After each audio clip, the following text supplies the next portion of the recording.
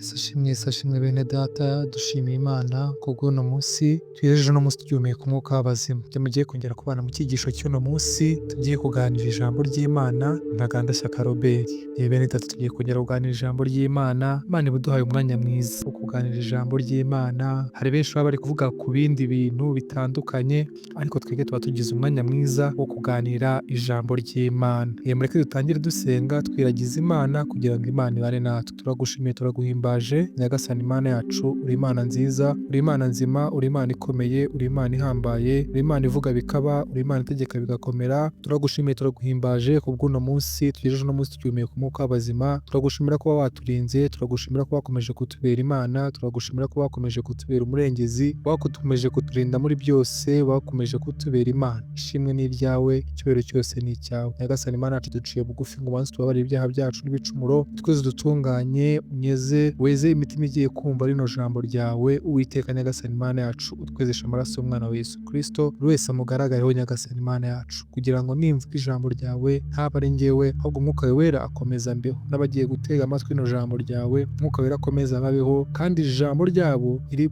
ryawe ntiripfe ubusa mu mitima yabo, ahubwo Umwami Imana yacu rihoreho kandi ryera imbuto, rigwe mu butaka bwiza, mu mutima mizima. Ukomeze uribabeho kandi ukomeze ubafashe, bari mu bibazo ukomeze ubaberengere kandi ukomeze ubabere Imana. Tubisenze mu izina rya Yesu Kristo umwami wacu n'umukiza, amen, amen, amen. Mbazaniye ijambo rivuga ngo ibya kera mubyibagirwe, ibya kera bishire, ube mu buzima bw'uno munsi, ube mu buzima bw'ejo hazaza, ube mu buzima Imana ibiguhaye bw'uno munsi, kuko abantu benshi usanga barejo hashize, baratekereza iby'ejo bashize. Reka twende dusome ijambo ry'Imana dusanga muri Yesaya ibice 43, turahera ku murongo wa 18 tugeze ku wa 19. Haravuga ngo ibya kera ntimubyibuke, kandi ibyashize mwe kubyitaho. Dore ngiye gukora ikintu gishya, ubu ko kigiye kwaduka ntimuzakimenya. Nzaharura inzira mu butayu, ntembeshe imigezi mu Kidaturwa. Haleluya. Hano ijambo riratubwiye ngo ibya kera ntimubyibuke, kandi ibyashize mwe kubyitaho. Ibya kera ntimubyibuke. Kenshi ari igihe umuntu aba afite amateka yaciyemo y'ubuzima bushaririye,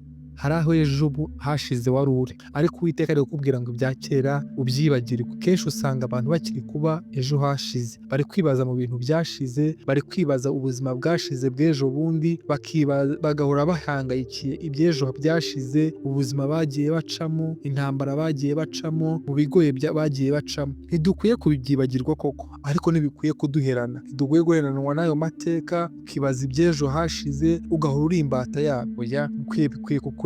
Bikwiye kukurekura ugasigara ubaho uno munsi, ugasigara ubaho iby'uno munsi akaba ari byo ureba. Uno munsi Imana yaguhaye, uno munsi urimo ukaba ari wo wishimira, ukishimira ibyiza byawo. Kuko iyo ukomeje kuba ejo hashize, ntabwo ibyiza ubibona, ahubwo ubona bya bindi by'ejo hashize, urana intimba ku mutima, niho haviramo na za depresiyo. Ibyo byose ugomba kubirwanya, ugasaba Imana ukavuga ati byashize byarashize. Kenshi ari igihe umuntu usanga aguye nko mu cyaha, ugasanga umuntu hari byinshi yakoze bitari byiza, ariko agahora afite umutima umucira urubanza. Ariko ndakubwiye ngo niwatura icyaha cyawe ugasaba Imana imbabazi, Imana izakubabarira. Ibya kera bibe birashize. Ibyo byaha wakoze bya kera ntugahore ubyibuka, ntugahore ubizana imbere yawe, ntugahore wicira urubanza. Iyo usabye Imana imbabazi ubikuye ku mutima, ujye wakira imbabazi z'Imana, uvuge ngo Mana, ndakiriye ko umbabariye, nari naguye muri kino cyaha, nari nakoze kino kintu, ariko Uwiteka nakiriye imbabazi zawe. Kuko dusomye muri Yohana urwandiko rwa Yohana rwa mbere, haravuga ngo umuntu wese yakoze ibyaha, utarakoze icyaha yise Imana ibijyamo ibyuma. Twese tuba twarakoze ibyaha, ariko ibyo byaha ntibikaguheranwe n'amateka cyangwa n'ubundi buzima wabayemo n'abaguhemukiye. Ntugwe guheranwa n'ibyo bihe, ubuzima bubi waciyemo, intambara waciyemo,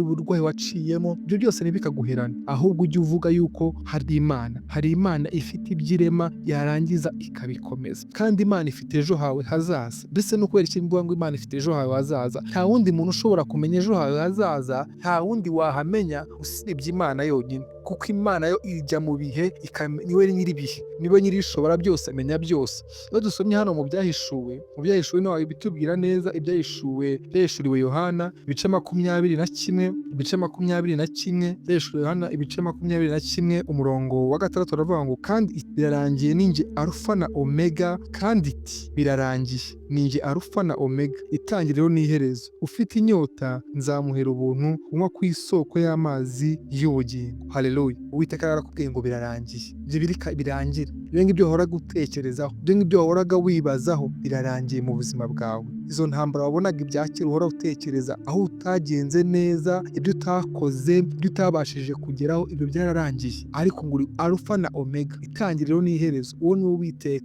Ibya kera arabizi, iby'itangiriro ryawe arabizi. Ibyo bireke. Umuririmbyi Theo niwe waririmbye ngo nubwo itangiriro ryawe ryaba ari ribi cyane, itangiriro ryawe niryo ryaba ari ribi cyane, ibyo bikwiye kubitekerezaho, kuko Imana yakubwiye ngo ibyo byararangiye, ibyo ngibyo byarashize, ibyo ngibyo byarangiranye n'igihe cyabyo. Uri kumwe n'Uwiteka. Uwiteka yakuremeye ubundi buzima bushyashya. Uwiteka ari ahandi agushaka. Uwiteka ari ikindi kintu akwifuzaho cyo kumenya yuko ejo azaza ari heza, kuko ngo niwe Alufa na Omega, itangiriro n'iherezo. Ibyo ngibyo iherezo ryabyo byararangiye byashize, ariko ubu ngubu ufite ibindi biri hejuru hazaza.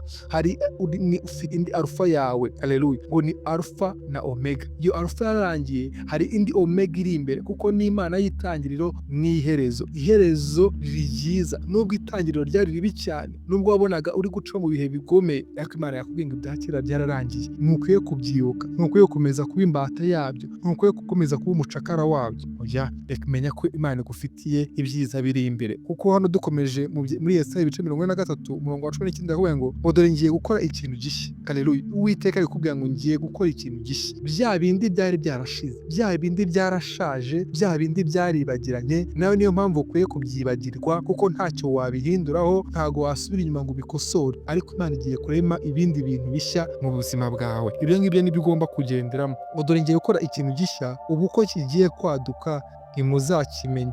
Nzaharura inzira mu butayu, ntembeshe imigezi mu Kidaturwa. Haleluya.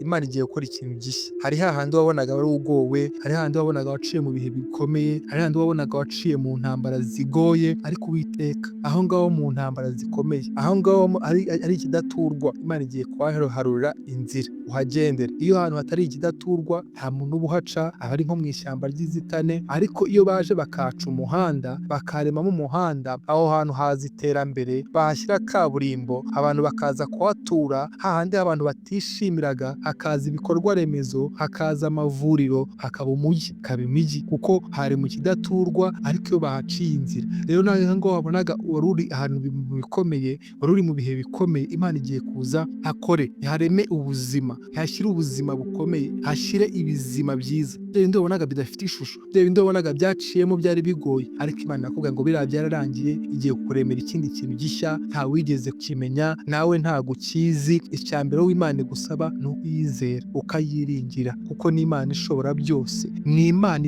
ivana ikintu mu busa ikagiha ishusho. Haleluya. Ni Imana ifata ikintu kitari gifite ishusho ikagiha ishusho. Wowe ntushobora kuyireba, kuko iyo umuntu ari mu ntambara, iri mu buzima bw'ubutayu, ubona nta kintu waheraho, ubona nta kintu uzagira, ariko Imana niyo irema ibyo bintu ikabiha ishusho. Wowe icyo Imana igusaba ni ugukomeza kwizera. Ariko avuga ngo nzaharura inzira mu butayu, ntembeshe imigezi mu Kidaturwa. Igomba gutembesha imigezi mu Kidaturwa, nk'uko mu byahishuriwe 24:21 umurongo wa 6 wabitubwiye ngo ni ngiye Alufa na Omega, bya kera birarangiye. Ni ngiye Alufa na Omega, ngo ngiye kurema ikintu ko Imana izaguhera amazi kunywa ku mazi y'ubugingo. Kandi Imana yakubwiye ngo ngiye gutembesha imigezi mu Kidaturwa. Hahandi abantu babonaga hatari ubuzima, Imana igiye kuhashyira ubuzima. Bya bindi ubona waciyemo mu gihe bya kera bikikubase, ukibona bikugutwaza igitugu, Imana igiye kubikuvanamo. Aho ngaho hari agahinda, Imana igiye kuhashyira umunezero. Aho ngaho hari ubuzima bugoye, Imana igiye kukuremera ubuzima bufite ishusho, ubuzima bufatika.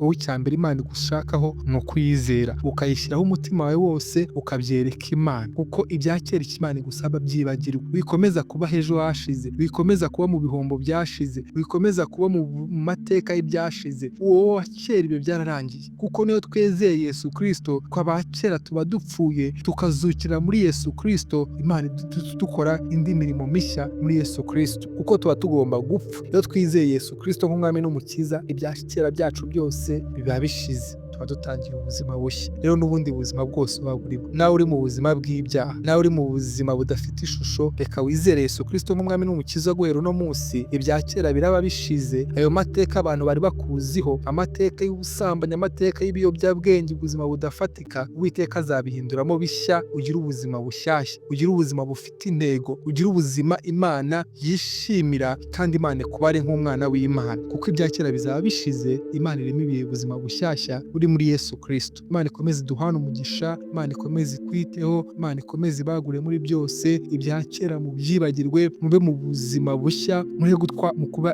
imbata z'amateka y'ibyahise. Amateka aba afite icyo atwigisha, ariko ntitugomba gukomeza kuyabamo, ugakomeza kuyizingitiramo.